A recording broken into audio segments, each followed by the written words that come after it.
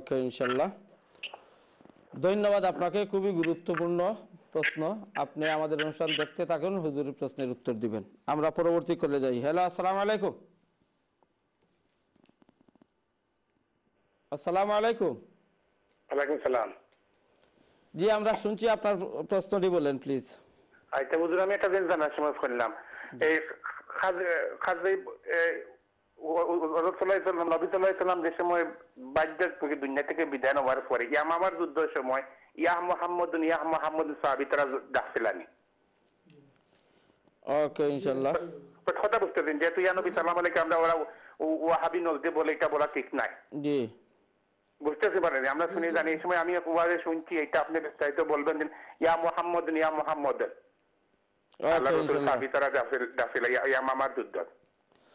ধন্যবাদ আপনাকে। আচ্ছা, ইনশাল্লাহ হুজুরের ব্যাপারে আলোচনা করবেন। সম্মানিত শ্রোতা দর্শক মণ্ডলী, আমরা অনুষ্ঠানের শেষ পর্যায়ে চলে এসেছি। আমাদের কাছে অনেক প্রশ্ন চলে এসেছে, আমরা উত্তরের দিকে চলে যাব। তারপরে যদি সময় থাকে তাহলে আপনাদের কাছে আসব। হুজুর একজন জানতে চেয়েছেন যে আমরা কোরআন হাদিসকে ফলো করব না কোনো পীর সাহেবকে ধরে এভাবে ফলো করব, উনি জানতে চেয়েছেন। জি, ধন্যবাদ জনাব।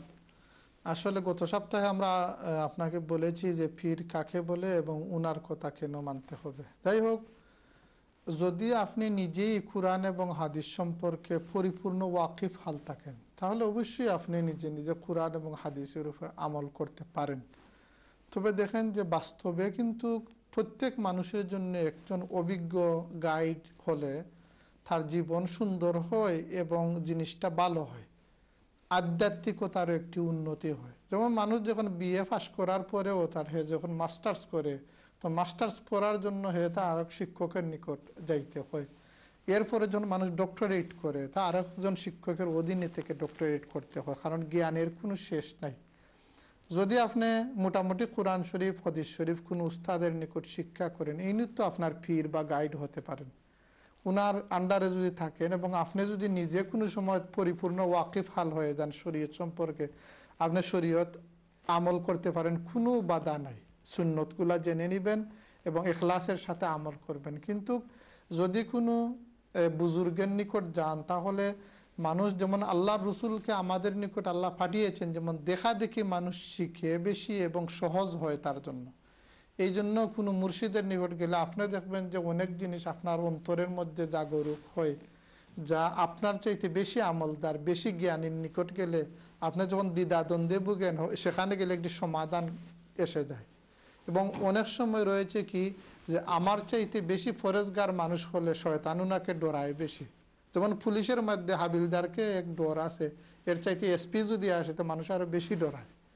আমলদারের মধ্যে আমল যার বেশি আছে, শয়তান তাকে বেশি ডরায়। শয়তান দ্বারের কাছে, শয়তান যখন সব মানুষকে ধ্বংস করার জন্য, আল্লাহর নাফরমানিতে লিপ্ত করার জন্য সে আল্লাহর দরবারে বসে ওয়াদা করে, তখনও সে বলেছে ইল্লা ইবাদাকাল মুখলাসিন, ইল্লা ইবাদাকা মিনহুমুল মুখলাসিন। এর মধ্যে যারা মুখলিস বন্দা, যাদেরকে আমরা ওলি আল্লাহ বা পীর মনে করে থাকি, যারা দুনিয়ার লুবে লুবি নন এবং দুনিয়ার জামেলার সাথে তাদের নিজে সম্পৃক্ত না করে নিজেও আল্লাহমুখী এবং মানুষকে আল্লাহমুখী বলেন, তারাই হচ্ছে আল্লাহ তাআলার বন্দা। তাদের নিকট গেলে অবশ্যই আধ্যাত্মিক উন্নতি লাভ করা হয় এবং আখেরাতের প্রতি দিল যায়। এই জন্য একজন পীর মুর্শিদ থাকা ভালো। হ্যাঁ, আপনি যদি নিজে কোরআন হাদিস বুঝে ওটার উপর আমল করতে পারেন, কোনো অসুবিধা নেই। জি, ধন্যবাদ। তারপরের প্রশ্নটি হচ্ছে, একজন জানতে চেয়েছেন উনি কিডনির প্রবলেম, তো উনি উমরায় যাওয়ার জন্য নিয়ত করছিলেন, এখন উনি যেতে পারছেন না। ওই টাকা দিয়ে মসজিদ অথবা কোনো গরিব মিসকিনকে দিলে হবে কিনা? দিয়ে অবশ্যই পারবেন। আপনি যখন মনে মনে নিয়ত করেছেন যে উমরায় যাবেন, এখন উমরায় আপনি যাইতে পারতেছেন না, যদি আপনি মনে করেন যে আমি কিছু টাকা মসজিদে বা গরিবদেরকে দিয়ে দিই, কোনো অসুবিধা নেই, আপনার সওয়াব হবে। কারণ আপনি তো এটা মান্যত করেন নাই। মান্যত হচ্ছে ক্লিয়ার, যদি কেউ বলে যে আমি এই রূপ থেকে যদি ভালো হই তাহলে একটু উমরা করবো, যে মান্যত যদি না হয়, আপনি মনে মনে নিয়ত করেছেন একটি নেক নিয়ত, আর মুমিনের নিয়তের কারণে আল্লাহ একটা সওয়াব দিয়ে দেন। আপনার যে উমরার নিয়ত করেছেন এর জন্য একটি সওয়াব পাইবেন। আর যদি এই টাকাগুলা কোনো সদকায়ে জারিয়া দিয়ে দেন অথবা গরিবদেরকে দিয়ে দেন, অবশ্যই সওয়াব পাইবেন, কোনো অসুবিধা নেই। ধন্যবাদ। আরো একজন ভাই সুদূর ইতালি থেকে ফোন করেছিলেন। উনি জানতে চেয়েছেন যে উনি ফজরের 1 ঘন্টা আগে কাজের জন্য বাইর হন, তাহলে উনি ফজরের নামাজটা কিভাবে পড়বেন? জি, ফজরের 1 ঘন্টা পূর্বে যদি আপনি কাজে বাইর হন তাহলে ফজরের তো ওয়াক্ত হলো না, তো ওয়াক্তের আগে তো নামাজ আপনি পড়তে পারবেন না। সুতরাং অবশ্যই আপনি কাজের জায়গায় অথবা রাস্তায় কোনো একটি ব্যবস্থা করে আপনাকে নামাজ পড়তে হবে। এবং আল্লাহ তাআলা আমাদের শরীয়তকে এত সুন্দর করে দিয়েছেন যে কোনো স্থানে এক সুযোগ করে নামাজ পড়া যায়। আপনি চেষ্টা করবেন, কারণ আমরা জানি ইউরোপ বা অন্য কোথাও যে আমাদের নমাজের টাইমের সাথে খামের একটি সংঘর্ষ আসে। এখানে যদি আপনি নমাজ পড়ার জন্য কোনো সময় বার করেন অথবা ব্রেক টাইমে যেখানে আপনি কিছু রেস্ট লওয়ার কথা আছিল, এই রেস্ট না নিয়ে যদি নমাজ পড়েন তো অবশ্যই আল্লাহ তাআলা নমাজেরও সোয়াব দিবেন, আল্লাহর রাস্তা জিহাদেরও সোয়াব আল্লাহ তাআলা দান করবেন। জি, ধন্যবাদ। তারপরের প্রশ্নটি হচ্ছে, একজন জানতে চেয়েছেন উনি অন্য কোন একটি টিভিতে শুনেছেন, একজন বলছেন যে ইয়া রাসূলুল্লাহ এটা শুধু রোজা শরীফের কাছে গিয়ে বলতে হয়, অন্য জায়গা থেকে ইয়া রাসূলুল্লাহ বলা যায় না।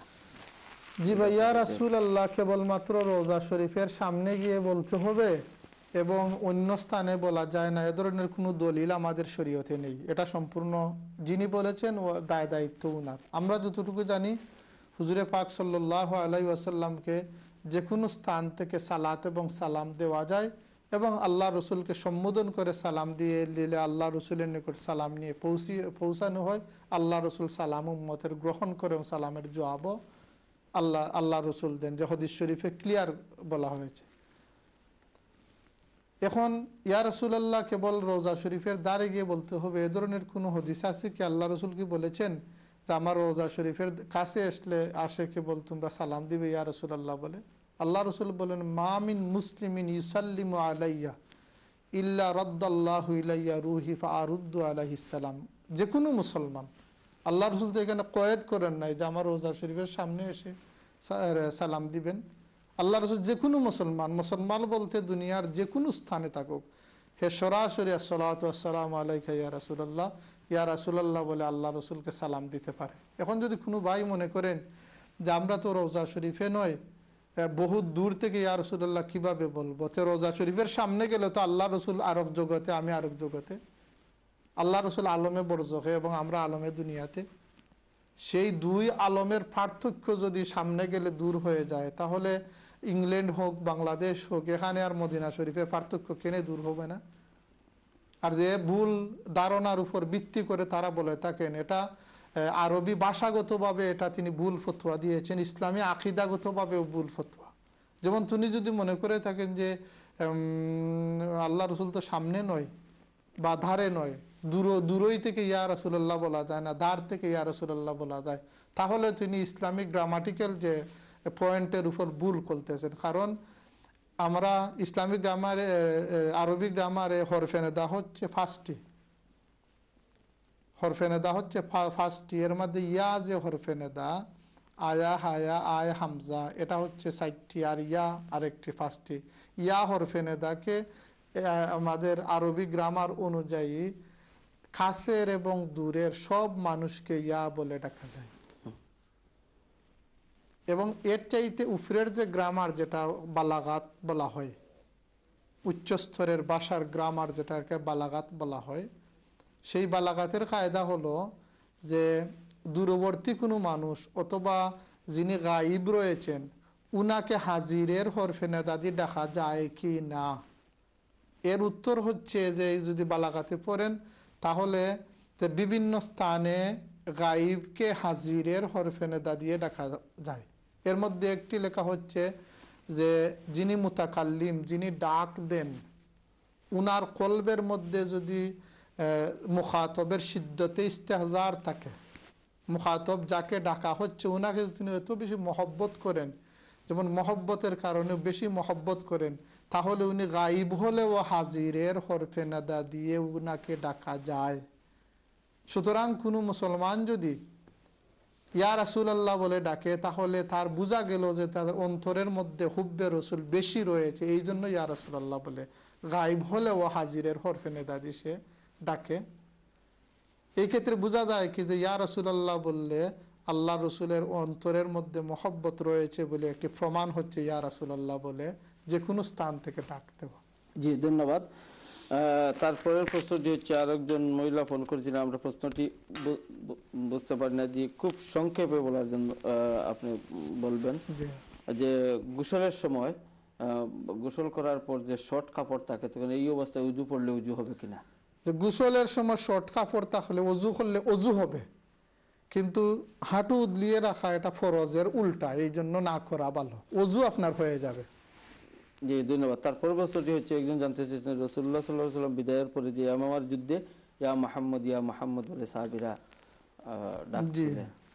আসলে আল্লাহ রসুল দুনিয়াতে যাওয়ার পর মুসাইলামাতুল কাজ্জাব যখন নবুয়তি দাবি করলো, মুসাইলামাতুল কাজ্জাবের বিরুদ্ধে হজরত আবু বকর সিদ্দিক রাদিয়াল্লাহু তাআলা আনহু যে সৈন্যবাহিনী প্রেরণ করেছিলেন, সেই সৈন্যবাহিনীর সাথে মুসাইলামাতুল কাজ্জাবের যে যুদ্ধ হয়েছিল সেই যুদ্ধের স্থান ছিল ইয়ামামা, বনু হানিফার ইয়ামামা। সেই ইয়ামামার যুদ্ধে মুসলমানেরা যখন মুসাইলামাতুল কাজ্জাবের বিরুদ্ধে যুদ্ধ করেন, তখন প্রত্যেক যুদ্ধেরই তার একটি দলের শেয়ার থাকে। শেয়ার হচ্ছে যে এই কথা বললে বুঝবে যে আমি মুসলমান, কারণ সৈন্য তো কোথায় খেয়ে যায়, এভাবে বিশৃঙ্খলা হয়, মায়ের দৌড়, এই কথা বললে বুঝবে আমি মুসলমান। ইয়ামামার যুদ্ধে মুসলমানদের শেয়ারুল মুসলিম ছিল ওয়া মুহাম্মাদা। ওয়া হচ্ছে হরফে মানদুব, যাকে মহব্বত অথবা কোনো কেতার সময় আগ্রহ করে দেখা যায়, ওয়া মুহাম্মাদা ওয়া মুহাম্মাদা ওয়া মুহাম্মাদা। জি ধন্যবাদ। সম্মানিত শ্রোতা ও দর্শক মণ্ডলী, আমরা আমাদের অনুষ্ঠান এখানেই শেষ করতে হবে। ইনশাল্লাহ আগামী সপ্তাহে এই সময় এই চ্যানেলের মাধ্যমে আপনাদের প্রিয় অনুষ্ঠান নিয়ে আমরা আসবো। আপনারা যে যেখানে থেকে শুনছেন আপনাদের সবাইকে, বিশেষ করে চ্যানেল আই কর্তৃপক্ষ, আমাদের অতিথিরা সবাইকে ধন্যবাদ জানিয়ে এখানেই আমাদের অনুষ্ঠান শেষ করছি। আসসালামু আলাইকুম ওয়া রাহমাতুল্লাহি ওয়া বারাকাতুহু।